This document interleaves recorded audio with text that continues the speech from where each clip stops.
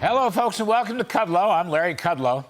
House Speaker Kevin McCarthy notched an enormous victory last night by passing a debt ceiling bill that would lift the federal borrowing allowance by $1.5 trillion over the next year in return for nearly $5 trillion of deficit reduction over the next 10 years. This changes the political, fiscal game completely. Mr. McCarthy has turned the tables on President Biden. Why? Well, because Biden has been prattling on for weeks and months, saying he won't negotiate until the House Republicans come up with a budget. Well, they just did. And it's going to force Biden to the negotiating table sooner than he and his minions think, whether they like it or not. Even Democrats in both houses want a negotiation, even if they don't agree with the Speaker's bill. Really, in Washington, other than Chuck Schumer and Joe Biden, nearly everyone wants a negotiation to secure the creditworthiness of the debt obligations of King Dollar, the world's reserve currency. And folks know that there are going to be budget savings attached to the debt bill. That has happened 8 times in the last 38 years, okay? 2 Graham-Rudmans under Reagan, 1 Papa Bush, 3 Clinton Gingrich deals during the 90s, and 2 deals during the Obama years. Now, before we get into more details, here's some Biden blarney that he's going to have to take back. Take a listen.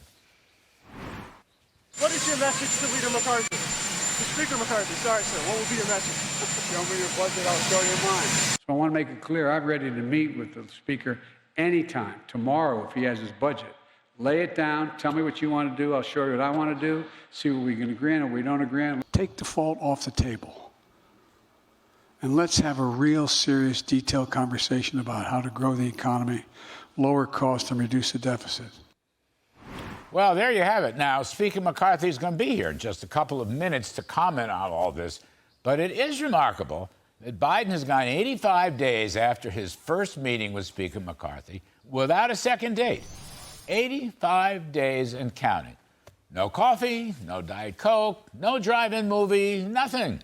Now, that's an abomination, especially from a guy who used to sell himself as a uniter and a compromiser, or specifically, the guy who negotiated a spending cut debt deal with Republican Speaker John Boehner 12 years ago. So, talk about hypocrisy. Talk about low politics. Talk about incapable of speaking the truth. I don't think Biden and company took McCarthy seriously. I don't think Biden world ever expected the new GOP House to function. But they are dead wrong. Actually, Mr. McCarthy has put together 2 major bills. Besides this debt limit deal, he also engineered H.R. 1, the Lower Energy Costs Act, that will reopen the fossil fuel spigots that are so important to cutting inflation and increasing growth. In fact, today's GDP report, which showed barely 1% growth and 5% inflation, the worst of both worlds, continuing the stagflation that has robbed working folks throughout the country of real wages and living standards, that should be a spur to Biden to get off his butt and do something to help the country for a change. Instead of just whining about MAGA, MAGA, MAGA, he and his staff should get moving to generate the kind of limited government budget restraint that House Republicans are proposing, along with a reopening of our economy, saving the energy sector. Now, I'll end tonight where I began. Speaker McCarthy's debt bill completely turns the tables on Joe Biden's phony, lazy stalling tactics. Right now, McCarthy's in the catbird seat. What an interesting turn of events.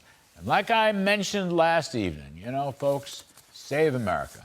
Retire Biden-Harris. All right, that's my riff.